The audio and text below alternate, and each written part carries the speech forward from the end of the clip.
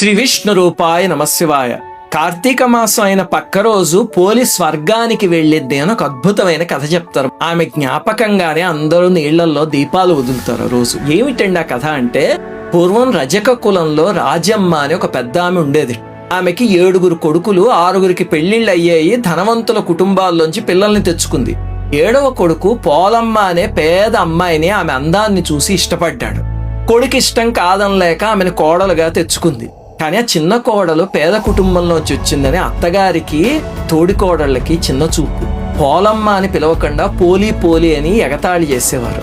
ఇంటెడి పని ఆమె చేతే చేయించేవారు. ఇంట్లో వ్రతాలు ఉత్సవాలు ఏమైనా వచ్చాయనుకోండి, ఆమెను పిలవకుండా అతిథులకి చూపించకుండా అత్తగారు 6 కోడళ్లే పాల్గొనేవారు. పని మనిషి కన్నా హీనంగా చూసేవారు. కానీ ఆమె మాత్రం చిరునవ్వుతో అవన్నీ సహించేది. ఈ లోపల ఏమైంది, కార్తీక మాసం వచ్చింది. అత్తగారు 6 కోడళ్ళు ఏం చేశారు, ఇంటెడి పని పోలి కప్పు చెప్పి నదీ స్నానానికి వెళ్ళొచ్చేవారు.